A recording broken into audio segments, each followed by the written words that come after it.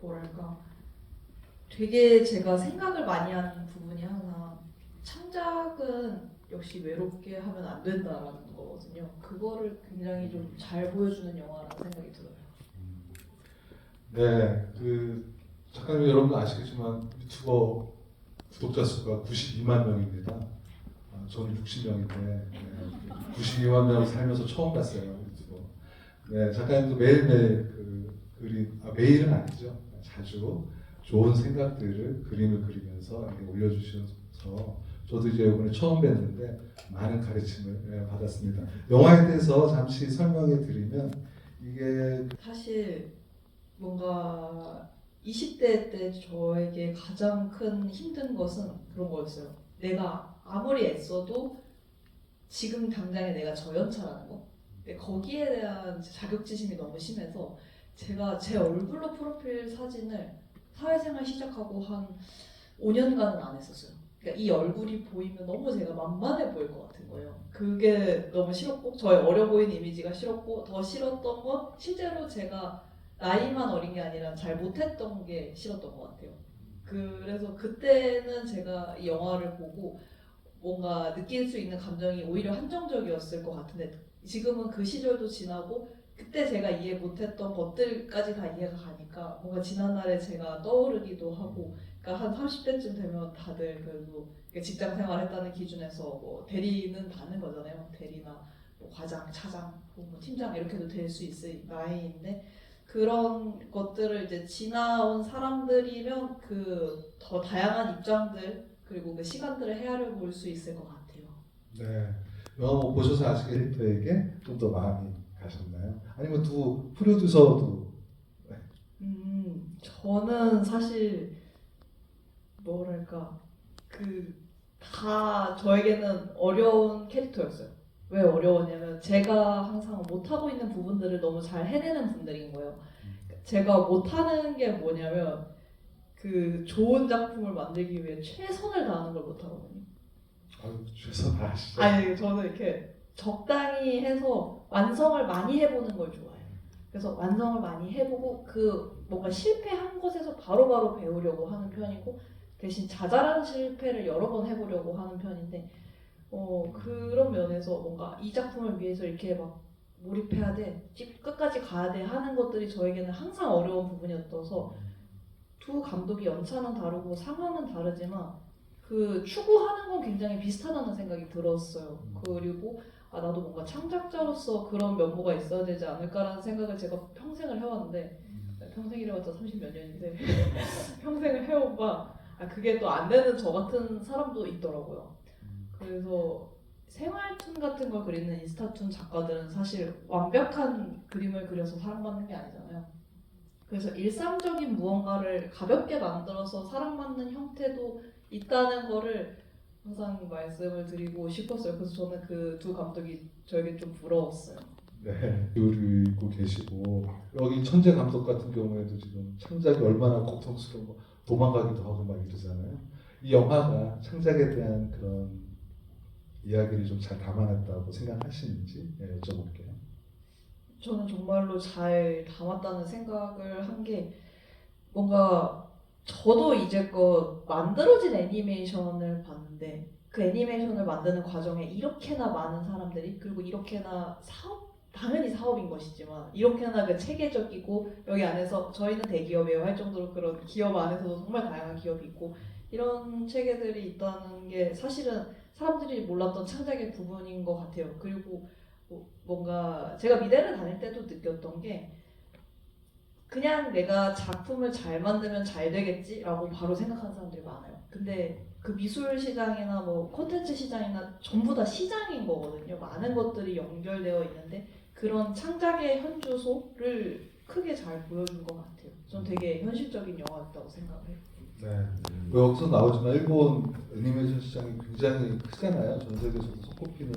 근데 거기서 저는 이거 보면서 이렇게 열심히 끝까지 노력을 하니까 일본 애니메이션이 세계적인 경쟁력을 갖추고 있구나 그런 생각도 좀 저로 해보게 됐고요.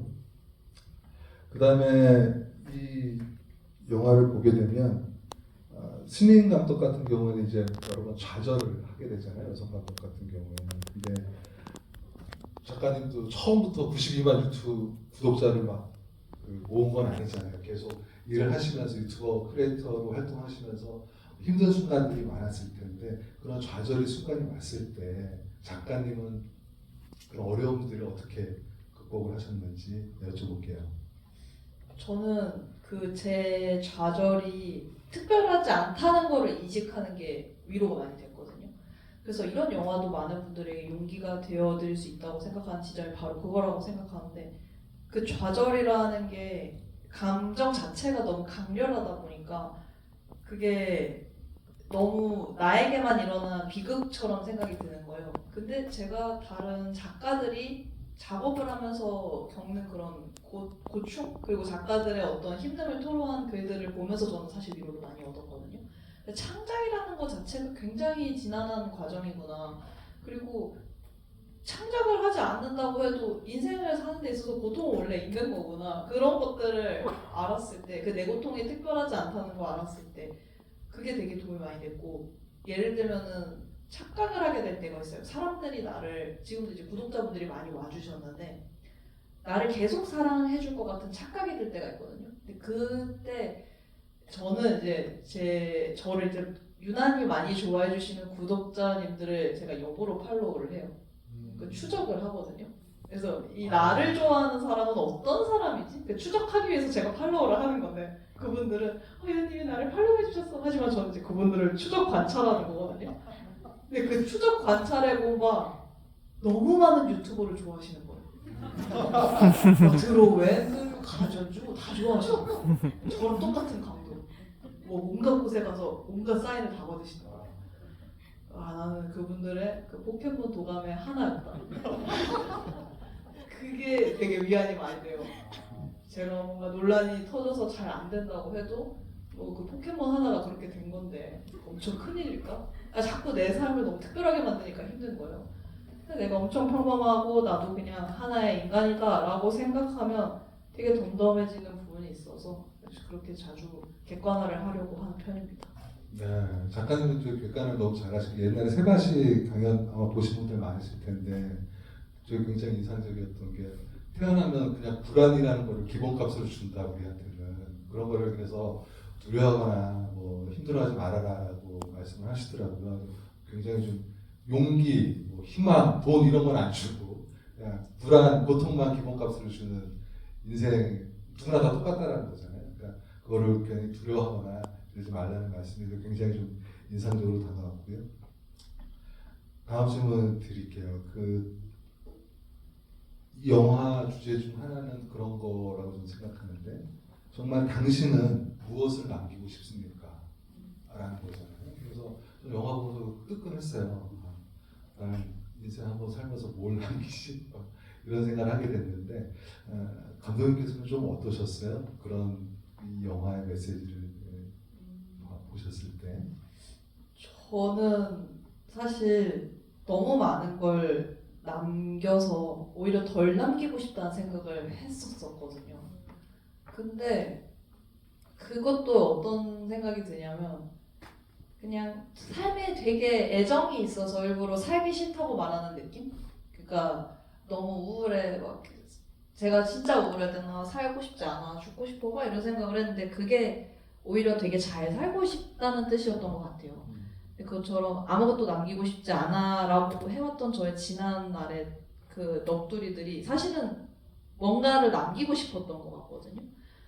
그래서 제가 생각한, 제가 남길 수 있는 거는 항상 질문을 던져요. 제가 유튜브 콘텐츠 만들 때나 강연에서도 많이 던지는 질문인데, 내가 가진 것 중에 가장 따뜻한 게 뭐지?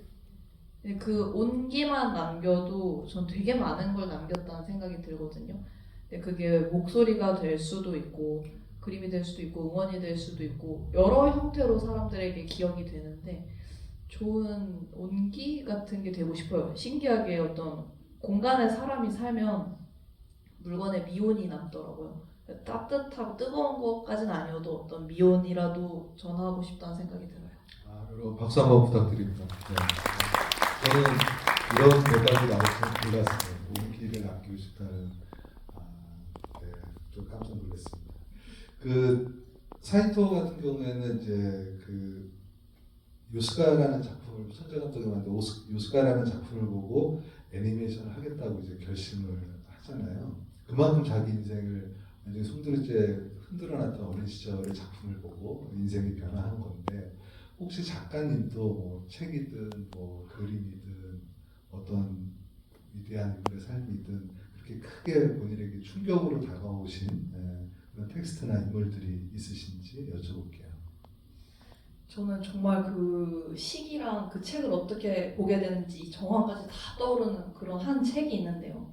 빅매직이라는 책이에요. 근데 그 책이 제가 예전에 미능사에서 어떤 미능사 북클럽을 가입하니까 받은 책이었었거든요. 근데 그게 북클럽 한정으로 나온 거라서 표지가 아예 없는, 디자인이 없는 거였어요. 그냥 보라색으로만 된 책이고 빅매직이라는 이름이 너무 못생겼다고 생각했고 저는 소설이라고 생각했어요.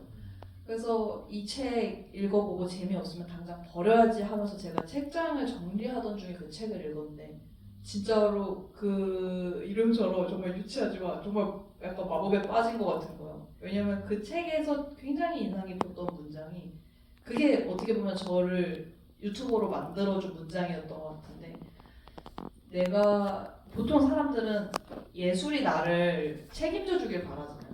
예술이 돈을 벌어다 주길 바라고. 근데 사실은 내가 창작을 부양해야 된다.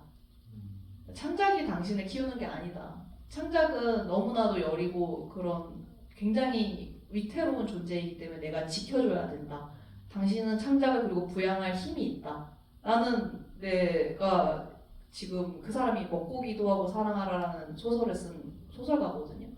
엘리자베스 길버트라는 작가인데 그 사람이 그 소설 나오기 전까지 이미 3편인가 책을 썼는데도 계속 그 웨이트리스 알바를 했다고 해요.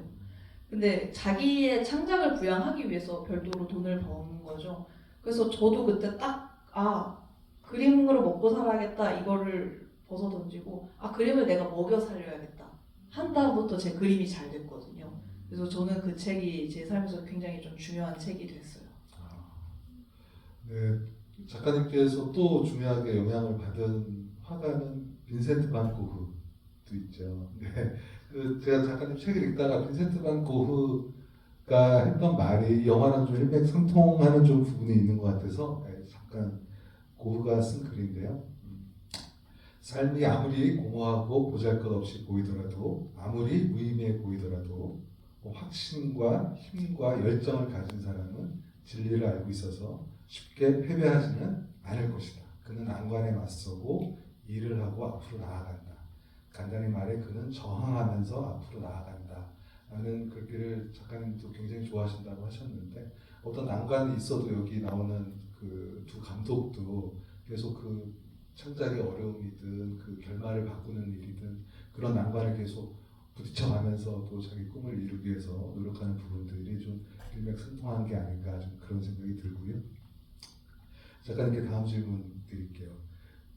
이제 여기 디자이너분도 계실 것 같고 나중에도 언젠가 그림을 그리고 싶은 분들도 계실 것 같은데 아까 작가님이랑 들어오기 전에 그 얘기에서 최근에 외신을 보면 AI가 소라라는 AI가 나왔는데 말만 하면 무슨 영상이 뮤직비디오로 그냥 나오는 시대가 됐잖아요. AI 때문에 뭐 향후 의사도 없어지고 뭐 여러 가지 직종이 많이 없어지는데 그 중에 이제 디자이너나 화가도 이제 없어진다는 얘기를 많이 하는데 이런 AI 시대에 그림 그리는 사람이 앞으로 좀 갖춰야 될 경쟁력 같은 거는 어떤 게 있을지 한번 여쭤볼게요.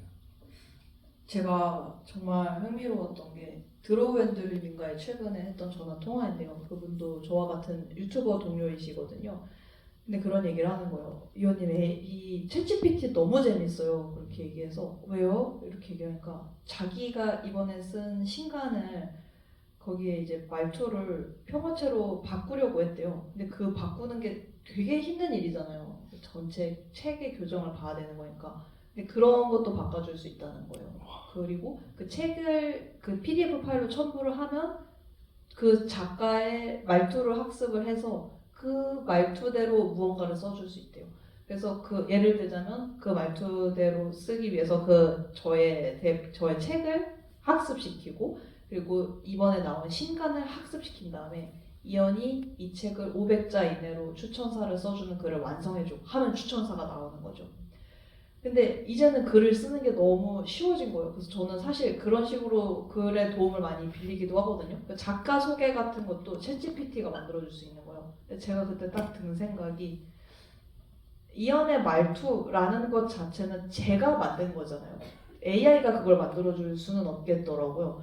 그래서 AI 시대에 디자이너가 다 사라지는 게 아니라 자기 스타일을 만들 수 있는 디자이너는 살아남는다. 그리고 의사도 다 사라지는 게 아니라 사실 그 진짜 외과적인 수술이라든가 이런 것들은 굉장히 조금 더 미래가 필요하다고 하더라고요. 그런 것들을 할 수 있는 차별점이 있는 의사는 살아남을 것이다. 근데 저도 병원을 가면 뭐 이렇게 어디 아프세요? 감기 걸리신 것 같네요. 뭐 이렇게 하시고 약 있으니까 가세요 하면서 진료가 1분 이내로 끝날 때가 많아요. 근데 오히려 유튜브나 이런 걸 볼 땐 진료를 막 진료는 아니죠. 선생님이 감기가 왜 걸린지 막 10분씩 얘기를 해주니까 그게 너무 친절해서 오히려 그게 좋은데 AI의 무서운 점은 저는 사실 친절함에 있다고 생각하거든요. 그래서 우리가 갖춰야 할 미래의 덕목은 어쩌면 친절함일 수도 있어요. 그 사람은 너무 불친절하기 때문에 친절한 AI에게 쉽게 대체될 것 같거든요. 그리고 그 모두 AI가 너무 잘해주기 때문에 사람의 성격은 더 안 좋아질 것 같아요.